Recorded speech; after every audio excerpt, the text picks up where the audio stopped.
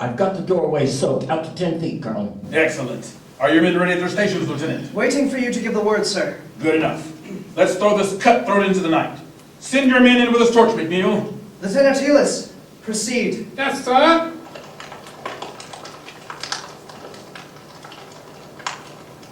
Okay, ready, men. He'll show himself shortly.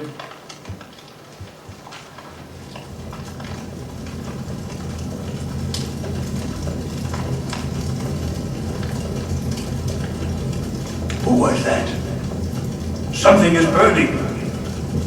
It's the stables. Kemp's found me and he's trying to burn me out before I have a chance to fulfill my promise. Oh, you're very clever, Kemp. But not clever enough. I have the upper hand. I have the security of invisibility. If you thought your death was going to be exacting before, I shall see to it my revenge twofold. I see you've brought reinforcements. You've missed your calling, Dr. Kemp. You should have been a telegraph operator. I think something's happening, Ada. The doors. Who the hell put that beast here? There he is, men! Fire!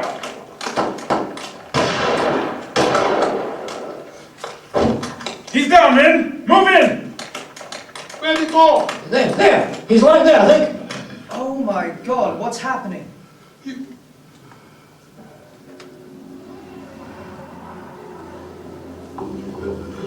killed straight into the bloke. It's the drugs exhausting their effect. Dr. Kemp says they'll wear off as the tissues die. He's not breathing. I can't feel his heart. His side. I believe your men did a most professional job, Ada. Hello?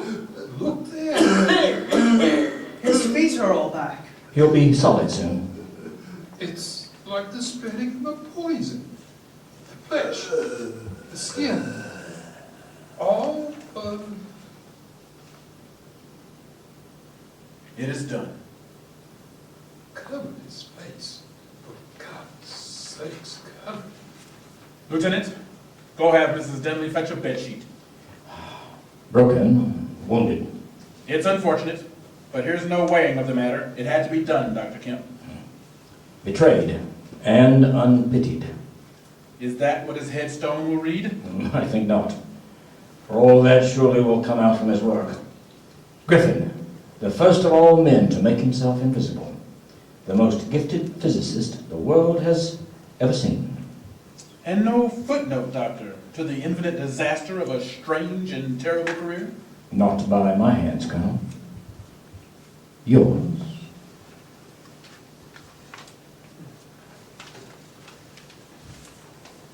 So ends the story of the strange and evil experiments of the Invisible Man. And if you would learn more of him, you must go to a little inn near Port Stowe and talk to the landlord. The sign of the inn. Yes, the sign of the inn is the title of his story. Drink generously, and the landlord will tell you generously of all the things that happened to him, and of how the lawyers tried to do him out of what he had unearthed. If they didn't try to make me out to have a bottomless pockets. Then a gentleman at the Empire Music Theater gave me a guinea a night to tell my story. Tell them in my own words. Yeah. If you want to cut off the flow of his reminiscences abruptly, you can always do so by asking if there weren't 3 manuscript books in this story. And on Sunday mornings, oh, every Sunday morning, all the year round, while he is closed to the outer world, and every night after 10, he goes into his bar parlor, bearing a glass of gin faintly tinged with water, locks the door, examines the blinds, and even looks under the table. And then, being satisfied of his solitude, he unlocks the cupboard and a steel box therein, and produces 3 volumes bound in brown leather. The covers are weather-worn and tinged with green algae, for once they resided in a ditch.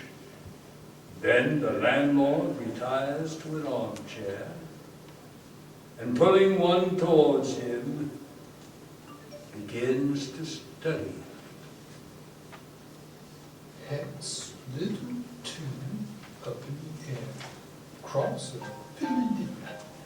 Lord, what a one he was for an intellect, full of secrets, wonderful secrets. Once I get the hollow of them out, oh Lord, I wouldn't do what he did. I'd just, well.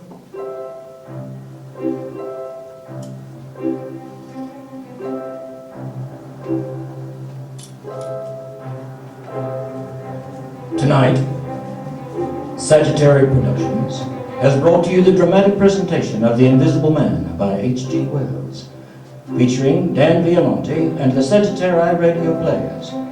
We would like to thank the City of Carrollton and the Carrollton Public Libraries for their much valued assistance in presenting this holiday offering.